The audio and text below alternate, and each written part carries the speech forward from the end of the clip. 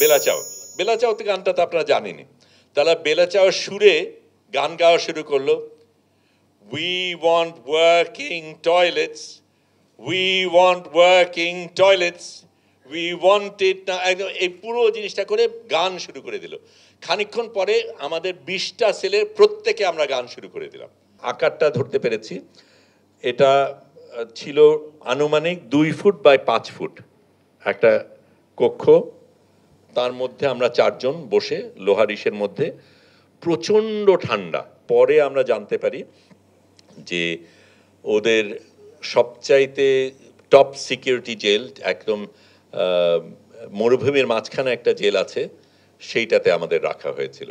বিছানার ক্ষেত্রে যেটা, বিছানাটা লোহার ছিল এবং ওই বিছানায় একটু কাত হলেই বিকট একটা আওয়াজ হয়। লোহাগুলি এমনভাবে করা, একটা স্প্রিং ধরনের একটা কিছু বোধহয়, যে পাট পাট পাট করে বন্দুকের গুলির আওয়াজের মতন হয়।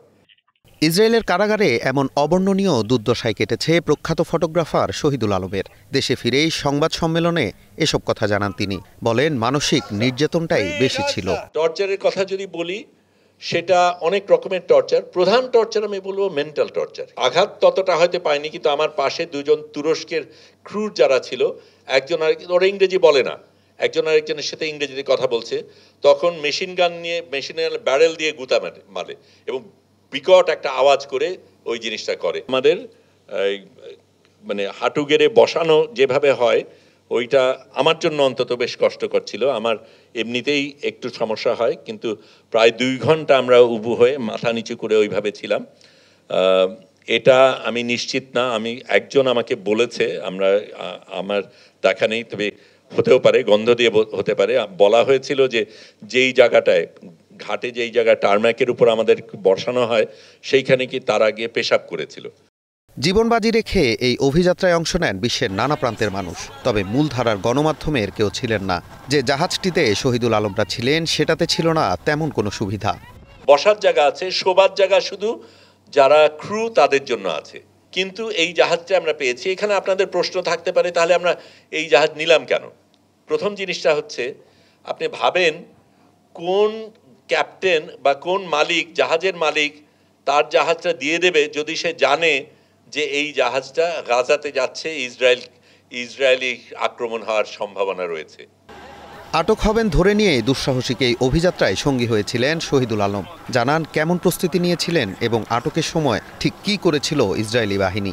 আমরা তো আগের থেকে মহড়া দিয়েছিলাম যে আক্রমণ হবে, আমরা ধরেই নিয়েছিলাম, কারণ এর আগে অন্য কোনো ফ্লোটিলা যেতে পারিনি। কাজে আক্রমণ হলে আমরা কি করব, সেটার একদম মিলিটারি কায়দায় আমাদের কিন্তু প্রত্যেকের রিহার্সেল করা ছিল। রোল কল, কেউ যদি মিসিং থাকে তাহলে তাকে কি করে খুঁজে পাবে, প্রত্যেকের সাথে আরেকজন যাতে একজন আরেকজনের খোঁজ রাখে।